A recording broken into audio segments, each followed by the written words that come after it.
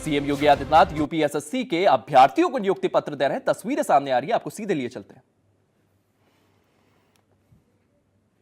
तो आप लगातार ये तस्वीरें देख रहे हैं। यूपीएसएससी के अभ्यर्थियों को सीएम योगी आदित्यनाथ जो है वो नियुक्ति पत्र बांटते हुए नजर आ रहे हैं। लखनऊ से ये सीधी तस्वीरें सामने आ रही है, जहां 1036 युवाओं को ये नियुक्ति पत्र बांटे जा रहे हैं। आपको बता दें, ये यूपीएसएससी के अभ्यर्थियों को नियुक्ति पत्र बांटे जा रहे हैं। 1036 ये पूरे के पूरे अभ्यर्थी हैं। इनको सीएम योगी आदित्यनाथ जो है आज ये नियुक्ति पत्र बांट रहे हैं और ये तस्वीरें लगातार सामने आ रही है।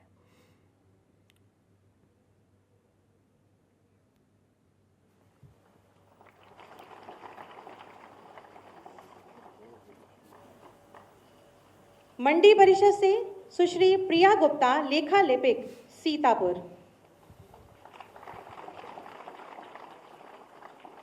मंडी परिषद से ही सुश्री प्रीति देवी, मंडी निरीक्षक, जनपद लखनऊ।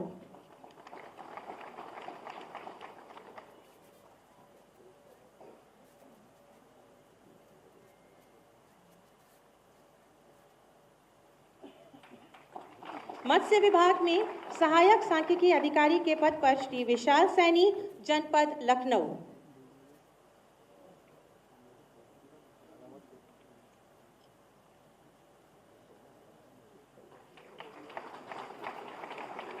अर्थ एवं संख्या प्रभाग सुश्री नेहा वाजपेयी, सहायक सांख्यिकी अधिकारी, जनपद लखनऊ।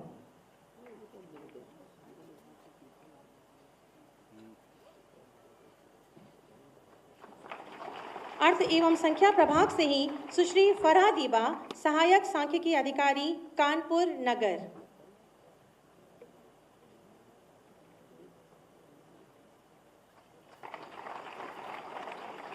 सहकारिता विभाग से श्री दिव्यांश, सहायक सांख्यिकी अधिकारी, जनपद हरदोई।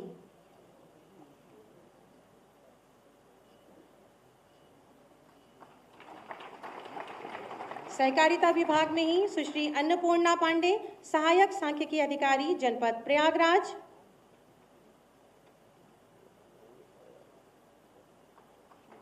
नगर एवं ग्राम नियोजन श्री अभिषेक पांडे, सहायक सांख्यिकी अधिकारी, जनपद प्रतापगढ़।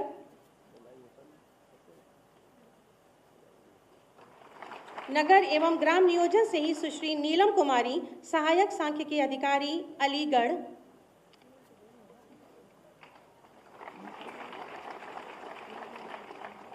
पर्यटन विभाग में श्री आकाश सिंह गौतम, सहायक सांख्यिकी अधिकारी, जनपद बस्ती।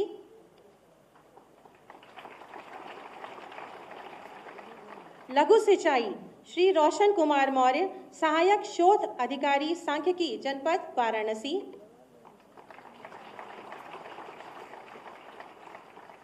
और संस्थागत वित्त श्री अनादि उपाध्याय, सहायक शोध अधिकारी, सांख्यिकी, जनपद प्रयागराज।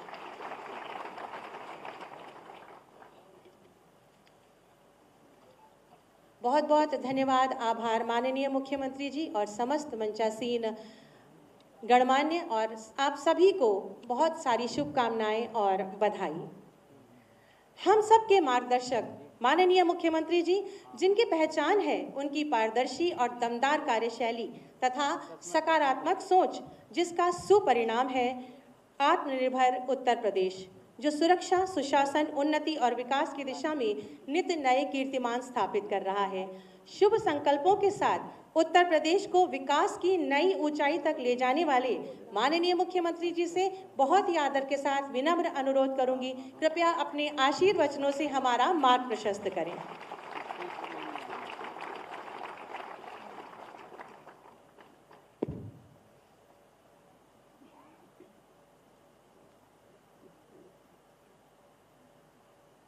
उत्तर प्रदेश अधीनस्थ सेवा चयन आयोग के द्वारा पारदर्शी और निष्पक्ष तरीके से उत्तर प्रदेश शासन के अधीन विभिन्न विभागों में 1036 पदों पर नियुक्ति पत्र वितरण के आज के इस कार्यक्रम में मंच पर उपस्थित प्रदेश सरकार में मंत्रिमंडल के मेरे वरिष्ठ सहयोगी उप मुख्यमंत्री श्री ब्रजेश पाठक जी, जल शक्ति मंत्री श्री स्वतंत्र देव सिंह जी, पर्यटन एवं संस्कृति मंत्री श्री जयवीर सिंह जी, मत्स्य विकास के मंत्री डॉक्टर संजय कुमार निषाद जी, उद्यान, कृषि विपणन और कृषि विदेश व्यापार विभाग के राज्य मंत्री स्वतंत्र प्रभार श्री दिनेश प्रताप सिंह जी, पर्यावरण, वन, जंतुद्यान और जलवायु परिवर्तन विभाग के राज्य मंत्री स्वतंत्र प्रभार डॉक्टर अरुण कुमार जी, विभाग के राज्य मंत्री श्री केपी मलिक जी, प्रदेश के चिकित्सा एवं स्वास्थ्य परिवार कल्याण, मातृ एवं शिशु कल्याण विभाग के मंत्री श्री मयंकेश्वर शरण सिंह जी, प्रदेश के मुख्य सचिव श्री मनोज कुमार सिंह जी, अपर मुख्य सचिव और प्रमुख सचिवगण, अधीनस्थ सेवा चयन आयोग के सभी अधिकारीगण, आज के इस समारोह में उपस्थित उत्तर प्रदेश शासन के हमारे सभी अन्य अधिकारी, प्रदेश के हमारे सभी उपस्थित अभिभावकगण और प्रदेश के विकास के लिए प्रतिबद्ध हमारी युवा ऊर्जा के प्रतीक मेरे युवा साथियों, आज आपको आदरणीय प्रधानमंत्री जी के संकल्पों के अनुरूप नियुक्ति पत्र वितरण का एक कार्यक्रम यहाँ पर आयोजित हो रहा है। मैं सबसे पहले इस पारदर्शी और निष्पक्ष चयन की प्रक्रिया के लिए अधीनस्थ सेवा चयन आयोग के अधिकारियों को हृदय से धन्यवाद देते हुए आपके चयन के लिए आपको और आपके अभिभावक को हृदय से बधाई देता हूं, अपनी शुभकामनाएं देता हूं।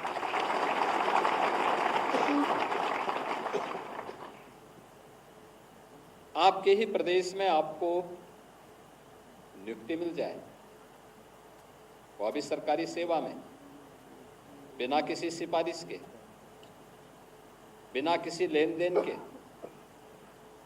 यह अब संभव हुआ है। पिछले 7 वर्ष के अंदर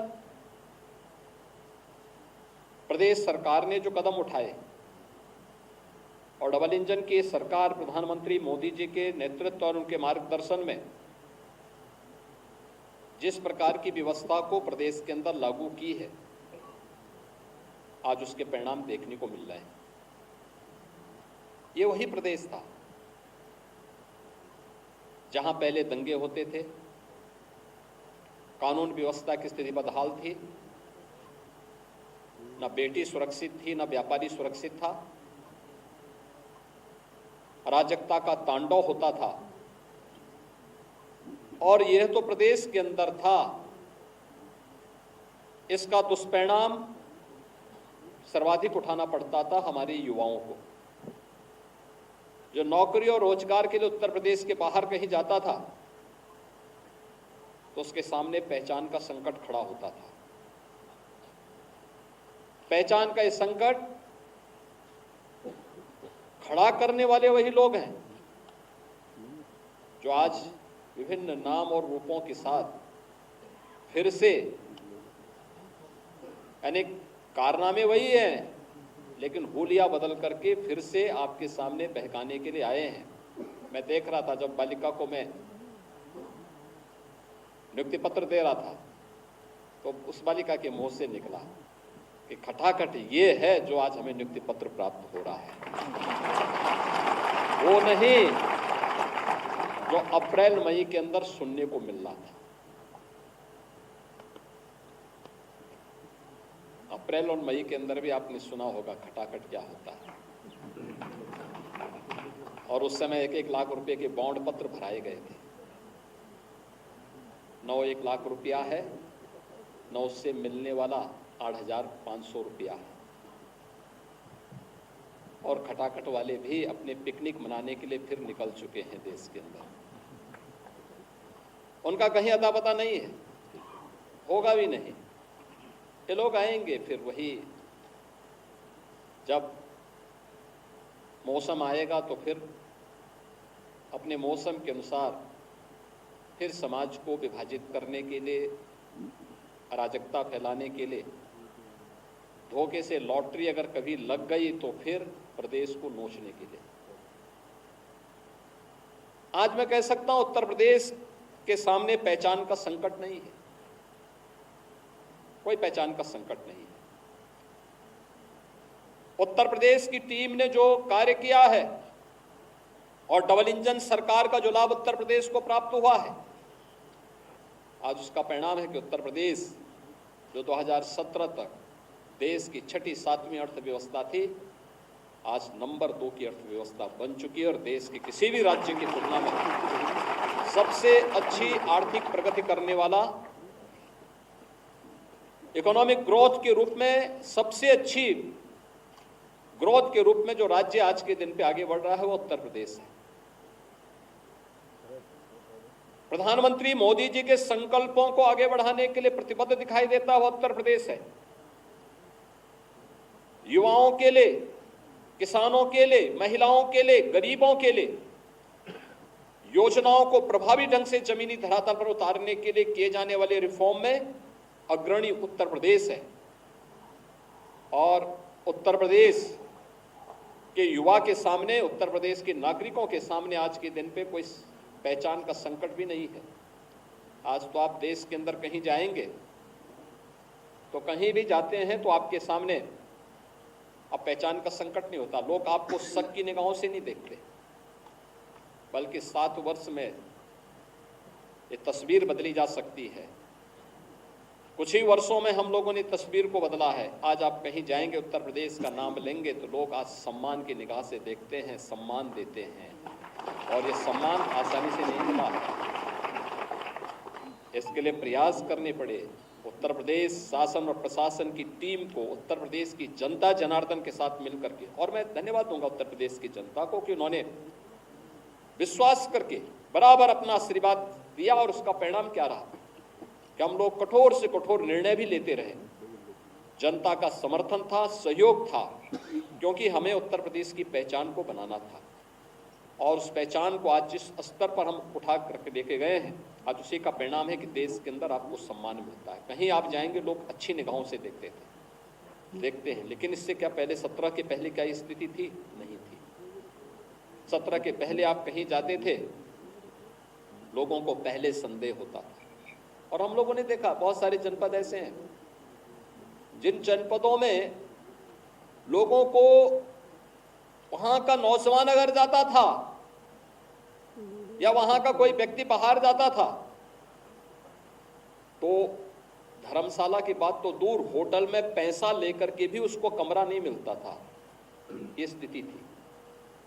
किसी नौकरी के लिए, कहीं रोजगार के लिए, कहीं कोई व्यवसाय करने के लिए जाता था, लोग उसको तवज्जो नहीं देते थे, भगा देते थे। आज हम इससे उभरे हैं। आज लोग सम्मान की निगाहों से देखते हैं। देश और दुनिया के अंदर उत्तर प्रदेश का यूथ कहीं जाता, हमारा युवा कहीं जाता है, उत्तर प्रदेश का नागरिक कहीं जाता है तो उत्तर प्रदेश का नाम बोलने पर उसके चेहरे पर एक चमक दिखाई देती है कि अच्छा, उत्तर प्रदेश से आए हैं। इस पहचान के लिए किए गए प्रयास का परिणाम है कि पारदर्शी तरीके से चयन की प्रक्रिया के साथ आज आपको जोड़ा गया है और ये नियुक्ति पत्र आपको प्राप्त हुआ है। 1036 युवाओं को आज विभिन्न विभागों की जो नियुक्ति पत्र उपलब्ध कराए गए हैं, इसमें चिकित्सा, स्वास्थ्य और परिवार कल्याण विभाग की ओर से जो सहायक शोध अधिकारी के रूप में सांख्यिकी के 533 पद ऐसे हैं जिन पर उनको नियुक्ति पत्र उपलब्ध कराया जा रहा है। लघु सिंचाई विभाग, संस्थागत वित्त के साथ ही नियोजन विभाग के लगभग 193 जगहों पर आवास, मत्स्य, पर्यटन, सहकारिता और कृषि विपणन आदि सबको मिला दिया जाए तो लगभग कुल 228 पदों पर और वन विभाग के 37 पदों पर आज नियुक्ति पत्र वितरण की कार्रवाई यहां पर एक साथ संपन्न की जा रही है। ये चीजें दिखती हैं। जितने भी 1036 युवाओं को ये नियुक्ति पत्र वितरित हुए हैं, शासन की मंशा आरक्षण के नियमों का पालन करते हुए ये नियुक्ति पत्र उन्हें वितरित किए जा रहे हैं और इन युवाओं ने अपनी मेहनत से कार्य किया है, उसका परिणाम इनके सामने है। एक भी व्यक्ति ने, उसके परिवार के किसी सदस्य ने किसी से सिफारिश नहीं की होगी और न कहीं किसी प्रकार का कोई लेन देन किया होगा। क्या 2017 के पहले ये संभव था? कतई नहीं था, क्योंकि 17 के पहले तो चाचा और भतीजे में ही होड़ लग जाती थी कि कौन कहां से कितना वसूली कर ले। ये होड़ का ये जो सिलसिला चलता था, कहां पहुंचा दिया था? उत्तर प्रदेश को किस रसातल पर पहुंचा दिया था? कोई भर्ती ऐसी नहीं थी जिसकी जांच न हो रही हो, कोई भर्ती ऐसी नहीं थी जिस भर्ती में न्यायालय को हस्तक्षेप न करना पड़ा हो, कोई भी ऐसी प्रक्रिया नहीं इन्होंने अपनाई थी जिसमें कहीं पारदर्शिता और निष्पक्षता दिखाई देती हो। लेकिन आज इससे दूर हट करके उत्तर प्रदेश ने जो प्रणाली अपनाई है, उसका परिणाम है कि हम लोगों को पिछले 7 वर्ष में लगभग 6.5 लाख युवाओं को सरकारी नौकरी देने में, 2 करोड़ से अधिक युवाओं को और उत्तर प्रदेश के अन्य तबके के जरूरतमंद लोगों को रोजगार के साथ जोड़ने में, जो निवेश का बेहतर माहौल बना है, इसके साथ जोड़ने में हमें मदद मिली। और आज इसी का परिणाम है कि बेरोजगारी की दर उत्तर प्रदेश के अंदर आज न्यूनतम स्तर पर है। देश के अंदर बहुत सारी ऐसी जगह हैं जहां पहले उत्तर प्रदेश का व्यक्ति नौकरी के लिए जाता था, रोजगार के लिए जाता था, आज वो वापस आया है। मेरे पास तो अक्सर जब हमारा सीएम कॉन्क्लेव होता है या नीति आयोग की किसी बैठक में या भारत सरकार की किसी बैठक में देश भर के मुख्यमंत्री जुड़ते हैं, उस समय तमाम मुख्यमंत्री इस बात को कहते हुए सुनाई देते हैं कि यूपी का व्यक्ति आज वापस जा रहा है, हमारे यहाँ उद्योगों में संकट आ गया है, हमारे यहाँ अन्य कार्यों में संकट आ रहा, हमारी व्यवस्था प्रभावित हो रही है, क्योंकि आज उत्तर प्रदेश में ही उसको रोजगार मिल रहा है, उत्तर प्रदेश में बेहतर माहौल का लाभ प्राप्त कर रहा है और उसका परिणाम है कि वह वापस आकर के अपनी ऊर्जा और अपनी प्रतिभा और अपने अनुभव का लाभ उत्तर प्रदेश को दे रहा है। और उसकी प्रतिभा, उसकी ऊर्जा का लाभ का परिणाम है कि उत्तर प्रदेश जो पहले 6ठी 7वीं अर्थव्यवस्था थी, आज नंबर 2 की अर्थव्यवस्था बनकर के नंबर 1 की लड़ाई में अपने आप को आगे किया। और आज उसी प्रक्रिया के साथ जोड़ने के लिए मैं स्वयं यहां पर आपके बीच आया हूं। अक्सर हम एक बात सुनते हैं, और जिन लोगों के पास कोई कार्य नहीं है वे लोग गुमराह भी बहुत ज्यादा करते हैं, क्योंकि उनके पास अफवाह फैलाने के पास अलावा कोई दूसरा चारा नहीं, अपने आप तो कुछ कर नहीं सकते थे। अपने आप जब अवसर मिला, जनता ने अवसर दिया, तब तो कुछ किया नहीं। लेकिन जब प्रदेश के युवाओं को नौकरी दी जा रही है, पारदर्शी तरीके से, निष्पक्ष तरीके से इन प्रक्रियाओं को आगे बढ़ाया जा रहा है, क्योंकि हम लोगों ने पहले दिन ही 2017 में यहाँ पर सरकार ने शपथ ग्रहण के तत्काल बाद इस बात की घोषणा की थी कि अगर किसी ने युवाओं के भविष्य के साथ खिलवाड़ किया, उत्तर प्रदेश की बेटी और व्यापारी के जीवन के साथ खिलवाड़ किया, तो याद रखना उसको हम वह सजा देंगे जो नजीर बनेगी देश और दुनिया के लिए। और तब से जीरो टॉलरेंस की नीति के तहत सरकार ने कार्य करना प्रारंभ किया। आज परिणाम क्या है? उत्तर प्रदेश इन सभी कार्यों के लिए जाना जा रहा है, हर कार्य में अग्रणी भूमिका के साथ आगे बढ़ रहा है। लेकिन उस समय जो लोग स्वयं तो कर नहीं सकते थे, लेकिन आज उन्हें इस बात का मलाल रहता है कि हम कुछ नहीं कर पा रहे थे, ये सरकार कैसे कर दे रही है। इसके लिए अपने उस गिरोह को आगे करके किसी न किसी प्रकार से अफवाह पैदा करना,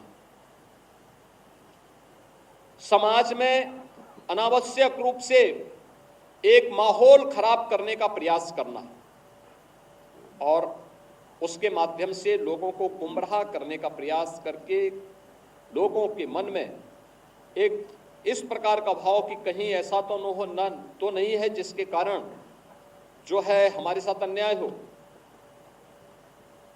प्रदेश सरकार ने तमाम अच्छे प्रयास किए, उन प्रयासों के परिणाम सामने आ रहे हैं। हमारा युवा किसी भी प्रतियोगी परीक्षाओं की तैयारी के लिए हो या किसी भी शासन की नौकरी के लिए, प्रदेश सरकार ने उनके लिए अभ्युदय कोचिंग की व्यवस्था भी प्रारंभ की। बहुत सारे जनपदों में सफलतापूर्वक चल रहे हैं। जब भी हम अधीनस्थ सेवा चयन आयोग और उत्तर प्रदेश लोक सेवा आयोग के परिणामों को देखते हैं या यूपीएससी की परीक्षा के परिणाम को देखते हैं और अभ्युदय कोचिंग से निकले हुए छात्रों को देखते हैं, वे यूथ हमसे मिलने के लिए आते हैं कि हमने अभ्युदय कोचिंग से प्रशिक्षण लिया था, वहां पे हमने इस कोचिंग के साथ जुड़ करके हमें सफलता प्राप्त हुई। अच्छा लगता है कि चलिए हम लोगों का एक प्रयास सार्थक हुआ, इस युवा को इसके नाम पर नौकरी मिली। या सरकार ने अपने शिक्षा के केंद्र को भी, जो हमारे उच्च शिक्षा के केंद्र थे, टेक्निकल एजुकेशन से जुड़े हुए थे, मेडिकल एजुकेशन से जुड़े हुए थे, वोकेशनल एजुकेशन से जुड़े हुए थे, इन सब की भी स्ट्रेंथनिंग की, इनकी सुदृढ़ता के लिए भी कदम उठाए। परिणाम सामने आ रहे हैं। युवा की आकांक्षा के अनुरूप उन्हें कार्य देना, अधिक से अधिक रोजगार का सृजन करना, नए क्षेत्रों को तलाशना, वहां पर उत्तर प्रदेश का यूथ जा सके, उत्तर प्रदेश के विकास में योगदान कर सके, ये शासन के स्तर पर डबल इंजन सरकार की मंशा के अनुरूप प्रधानमंत्री मोदी जी के मार्गदर्शन में लगातार प्रयास किए जा रहे हैं और ये मिशन रोजगार उसी का हिस्सा है। लेकिन जो लोग स्वयं तो कर नहीं सकते थे, लेकिन आज इस पारदर्शी प्रक्रिया में व्यवधान डालने का कार्य करते हैं, उन लोगों के द्वारा जो सच्चाई सामने है, वो सच्चाई भी आप एक बार थोड़ा देख लें। उत्तर प्रदेश में 2012 से 17 के बीच में अधीनस्थ सेवा चयन उत्तर प्रदेश लोक सेवा आयोग के द्वारा जो चयन हुए थे, कुल 26,394 पदों पर कुल नियुक्ति की प्रक्रिया संपन्न हुई थी, जो कि इसमें से तमाम मामले अभी भी सीबीआई के जांच के दायरे में हैं और उस समय के उत्तर प्रदेश लोक सेवा आयोग की छवि और उसकी कार्यप्रणाली, मुझे लगता है उत्तर प्रदेश का उस समय का कोई ऐसा युवा नहीं रहा होगा जिसने प्रश्न न खड़े किए हों उसके। और उस समय सामान्य पद की जो भर्ती हुई थी उसमें 13,469, ओबीसी के कुल 6,964, एससी के 5,634 और एसटी के 327 युवाओं का चयन हुआ था। ओबीसी का जो प्रतिशत है इसमें केवल 26.38% है और 17 से लेकर के अब तक हम लोगों ने जो प्रदेश के अंदर उत्तर प्रदेश लोक सेवा आयोग के माध्यम से चयन किया है, इनमें कुल चयन किया था उनकी 26,394 की तुलना में हम लोगों ने किया 46,675 और इसमें ओबीसी का जो कुल प्रतिशत है इसमें 17,929 ओबीसी के प्रत्याशी चयनित हुए हैं, जिनका प्रतिशत है 38.41% और अगर ओबीसी एससी एसटी के प्रतिशत को हम देखेंगे तो यह 60% से अधिक चयन केवल इस वर्ग से हुए हैं। ऐसे ही अधीनस्थ सेवा चयन आयोग में भी 2012 से 17 के बीच 19,312 कुल चयन हुए थे और 17 से 24 के बीच में 42,409 से अधिक युवाओं को हम लोगों ने चयन की प्रक्रिया के साथ जोड़ करके शासन के द्वारा, संविधान के द्वारा या शासन के द्वारा निर्धारित आरक्षण की पूरी व्यवस्था का पालन करते हुए उन्हें नियुक्ति पत्र दिया है और आज वे सभी युवा प्रदेश के विकास में अपना योगदान दे रहे हैं। मेरी आप सब युवाओं से एक बात की मैं आग्रह करूंगा, आपने देखा होगा, आपने जब नियुक्ति की प्रक्रिया के साथ आप जुड़े थे, उस नियुक्ति की प्रक्रिया के साथ जुड़ते ही आपने देखा होगा किसी भी स्तर पर आपको कहीं से सिफारिश कराने की नौबत आपके सामने नहीं आई।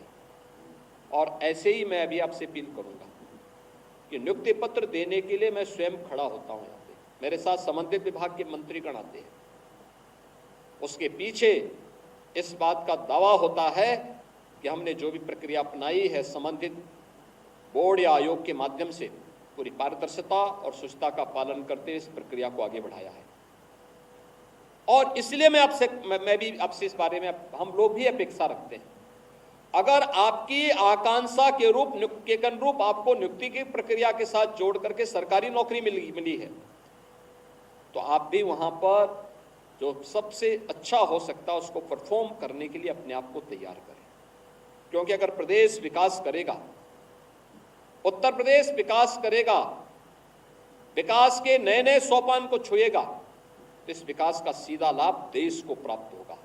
और अगर प्रधानमंत्री मोदी जी की मंशा के अनुरूप 2047 तक भारत को एक विकसित भारत के रूप में स्थापित करना है, तो हमें इसके लिए इसकी शुरुआत उत्तर प्रदेश में करनी होगी। और उत्तर प्रदेश के लिए सभी 25 करोड़ लोगों को इस संकल्प के साथ, प्रतिबद्धता के साथ जोड़ना पड़ेगा।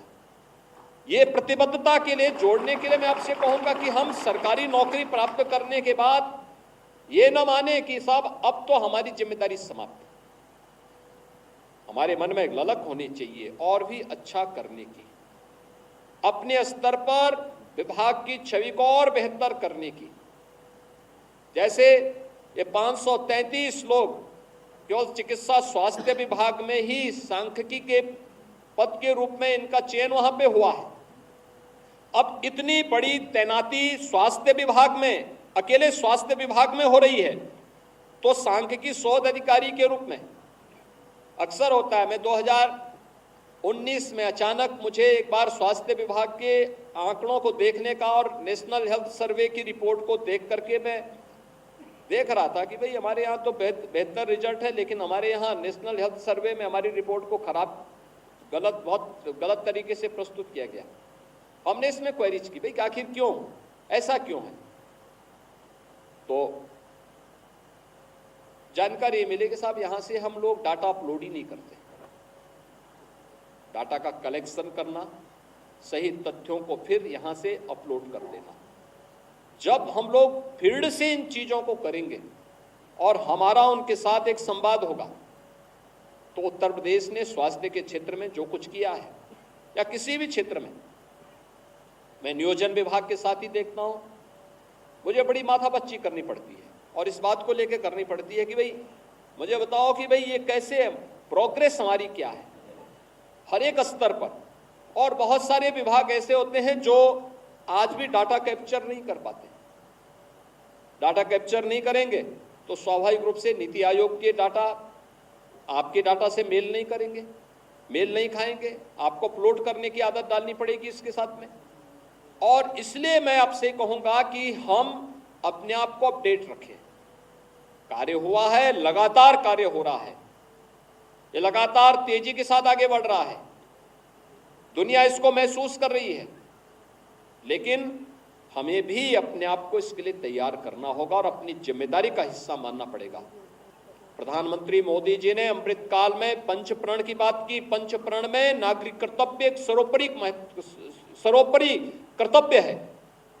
हम जिस क्षेत्र में हैं, अपने नागरिक के रूप में, एक अधिकारी के रूप में, एक कर्मचारी के रूप में अपने नागरिक कर्तव्यों का पालन करते हुए अपने विभाग को, शासन की छवि को बेहतर बनाते हुए अपने प्रदेश के विकास में हम सब सहभागी बनेंगे।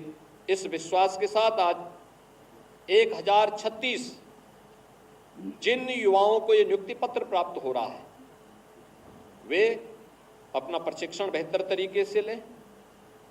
नियुक्ति की प्रक्रिया के साथ जुड़ने के साथ ही उन्हें जो सबसे उत्तम उनके जीवन का कार्यकाल होगा, इस 10 वर्ष के अंदर उन्हें अपनी नींव को सुदृढ़ करना है। तब 30-35 वर्ष का उनका सर्विस का कार्यकाल उनके लिए बहुत ही अच्छा होगा, सुखद होगा। और जब 30-35 वर्ष के बाद वे अपने सर्विस से रिटायर करेंगे, उस समय उनके सामने एक उज्जवल भविष्य की तस्वीर उनके सामने दिखनी चाहिए। ऐसा नहीं कि चयन की प्रक्रिया तो हो गई और उसके बाद वो निश्चिंत बैठ गए और वहीं से फिर लुढ़कना शुरू होता है और व्यक्ति वहीं से फिर भटकाव की स्थिति में जब आता है, तो रिटायरमेंट के पहले ही उनको घर जाने के लिए मजबूर होना पड़ता है और उस समय समाज के सामने, देश के सामने उनकी स्थिति मुंह दिखाने के लायक नहीं होती है। ऐसी कोई स्थिति ना आने पाए, ये हम जरूर ध्यान में रखें। याद रखना, कितना भी कोई व्यक्ति चालाकी दिखाए, अगर वह गलत है तो गलत का पर्दाफाश एक दिन होगा जरूर। कोई दुनिया की ताकत उसको बचा नहीं सकती है, ये हम मान करके चले। और मैं फिर आपसे कहूँगा कि जितना अच्छा हो सकता है उसको अच्छे को अच्छा करने की दिशा में और भी अच्छा करने की दिशा में हमारा प्रयास होना चाहिए। विभागों के बीच में एक होड़ बननी चाहिए, एक होड़ दिखनी चाहिए। होड़ इस बात की कि हम इस विभाग में कार्य कर रहे हैं टेक्नोलॉजी का उपयोग करते हुए, हमारे यहाँ की आवश्यकता को ध्यान में रखते हुए।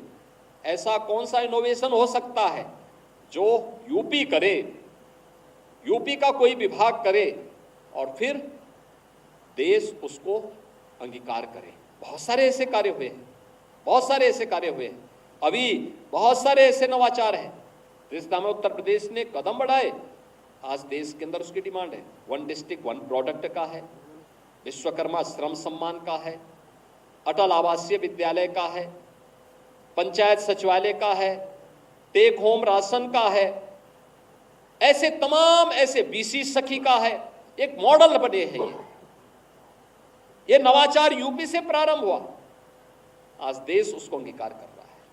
विभिन्न राज्य उसको मंगाते हैं, क्या मॉडल है, उनकी टीम यहां आ रही है।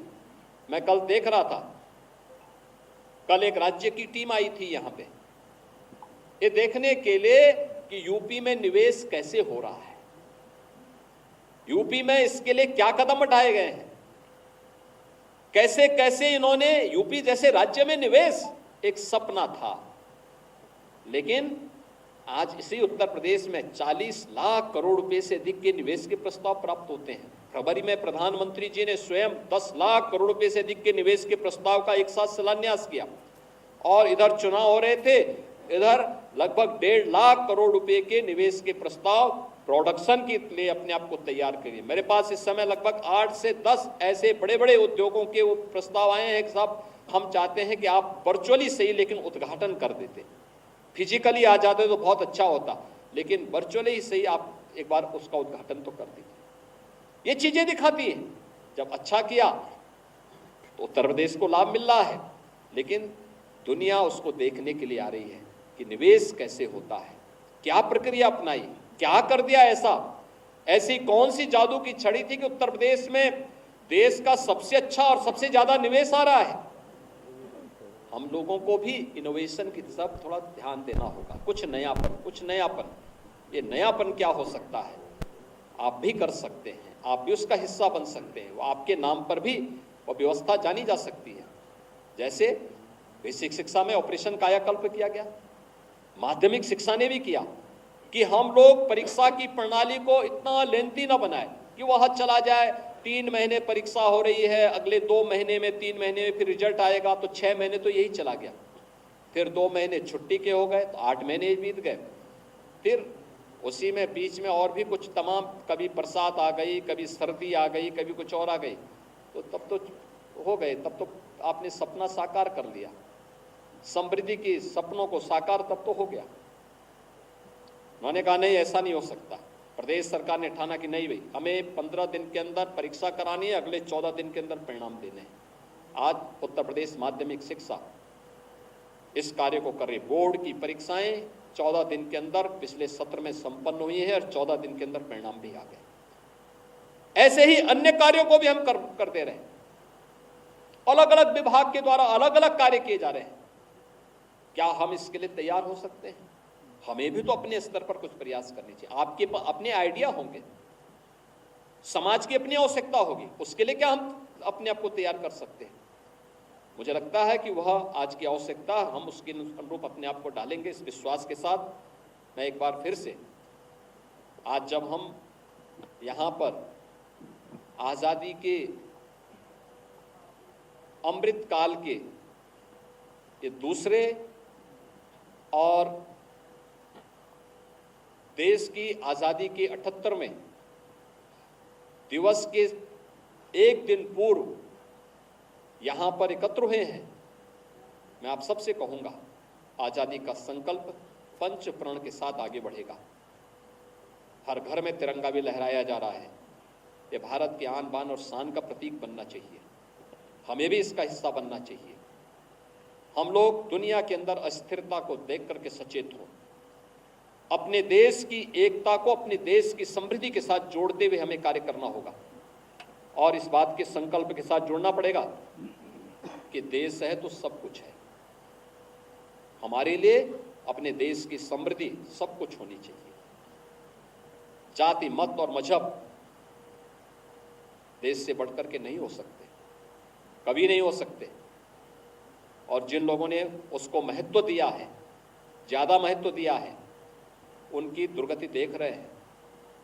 उस दुर्गति की दिशा में जो लोग अस्थिरता पैदा करना चाहते हैं, कतई हम उस दुर्गति की दिशा में लोगों की साजिश को सफल न होने दें।